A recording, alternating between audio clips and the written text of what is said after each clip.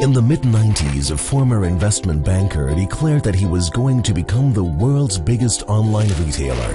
A university dropout tells us that he will show the consumers which products they want, and then step by step revolutionizes the markets for personal computers, music and cell phones. In his student digs, a young man designs a comparison portal for female students, which is now the biggest communication platform in the world, connecting millions of people. And an author who by his own account is hindered by dyslexia becomes a pioneer of commercial space travel. Are Amazon's Jeff Bezos, Apple's Steve Jobs, Facebook's Mark Zuckerberg, and Virgin Galactic's Richard Branson extraordinary people? Are they soldiers of fortune, magicians, rare super entrepreneurs who change our lives dramatically? The purpose of research around entrepreneurship is to get to the bottom of this mystery and to explore the seemingly magical about successful entrepreneurs. Successful entrepreneurs are not necessarily male dropouts and secret geniuses. No, the potential for entrepreneurship is in each of us. The entrepreneur we want to send on a journey into an uncertain future is female, and neither a visionary nor a dropout. She doesn't have much money either and no sudden brilliant idea that she puts into action purposefully. And still, she masters the uncertainty like our super entrepreneurs, because she also uses the entrepreneurial method, consciously or unconsciously. The entrepreneurial method, what's that? If Alice were a manager, she would ask herself, what are my goals and which means do I need to reach them? By contrast, the entrepreneurial method begins with the unique means a person already has. These consist of their identity, competences, and contacts. Beginning with these means, one imagines several possible goals to solve specific problems. It's like cooking without a recipe. The super entrepreneur doesn't choose a specific recipe and buys the necessary ingredients. No. Instead, she could look what she can find in the fridge and then makes up various kinds of possible creations. With entrepreneurship, it's not the goals we focus on in the beginning, but the means. By acting without a single fixed goal, a Richard Branson is able to imagine a whole portfolio of goals and possible ventures.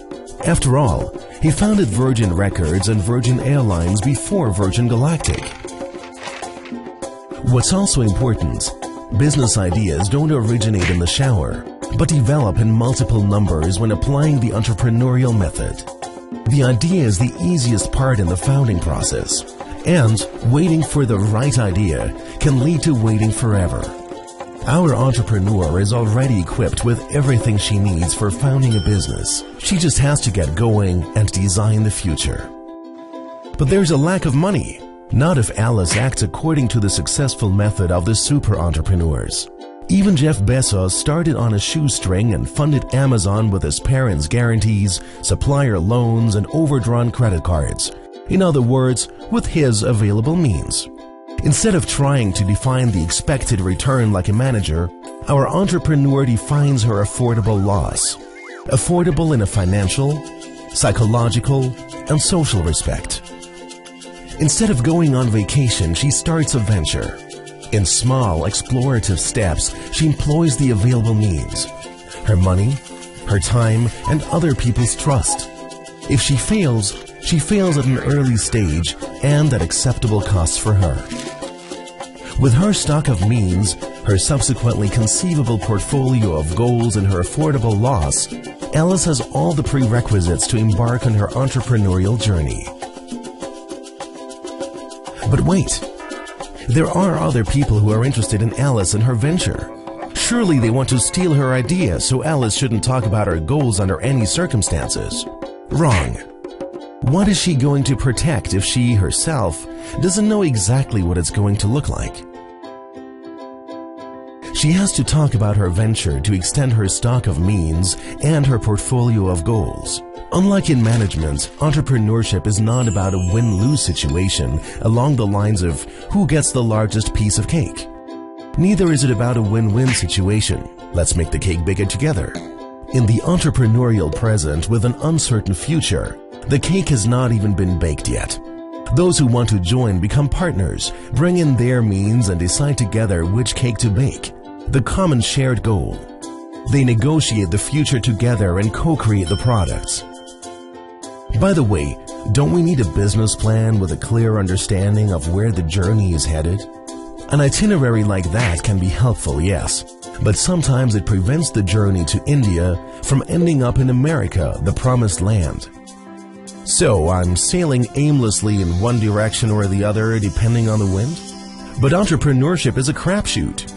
Granted, luck is one element in the formula of success. But if I act according to the entrepreneurial method, I improve my odds. It's about a learnable routine and dealing with the unexpected. Learnable? But aren't you born to be an entrepreneur? After all, entrepreneurial success is rooted in the genes. Wrong.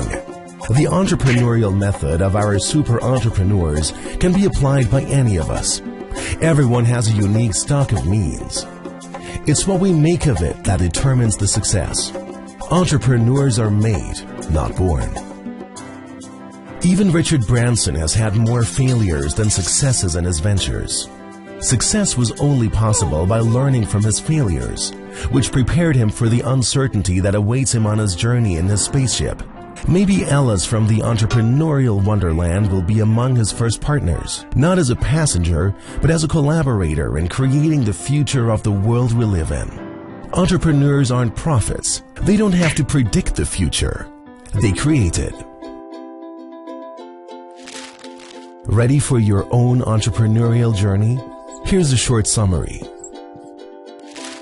First, entrepreneurship is not an extraordinary phenomenon, but lies dormant in each of us as an entrepreneurial potential to act. Second, according to the entrepreneurial method, I start with the available means. Who I am, what do I know, whom do I know? Not with mystical goals or fictitious ideas, so there's no reason to wait. Third, as an entrepreneur, I don't submit my actions under one great idea. No. On the basis of my stock of means, I constantly develop my imagination about various possible goals for the solution of specific problems. Fourth, instead of an expected return, what do I want to earn? The upside potential, I define an affordable loss, the downside potential, and ask, how much is it worth to me? How much can I afford to lose?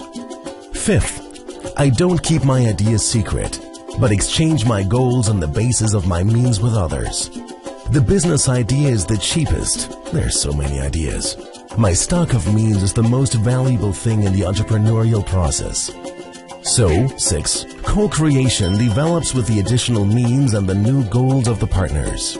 7th, business plans most likely do not reduce uncertainty, but surely prevent reaching unplanned yet desirable goals. 8th, luck is a part of entrepreneurial success, but with the entrepreneurial method, I turn the wheel of fortune more often. 9th, we're not born as entrepreneurs but can learn to deal with uncertainty. 10th, if you co-create the future as an entrepreneur, you don't have to predict it.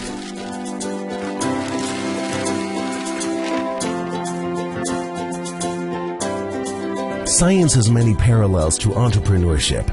Scientists also experiment to get to the bottom of something new or to create something new. Our entrepreneur Alice is called Sarah Sarasvathy in entrepreneurship research. She's the discoverer of the entrepreneurial method. Other researchers contribute their means and goals to comprehend the phenomenon of entrepreneurship, where new things develop under great uncertainty. What will the entrepreneurial society of the future look like? Don't wait for it. Co-create it.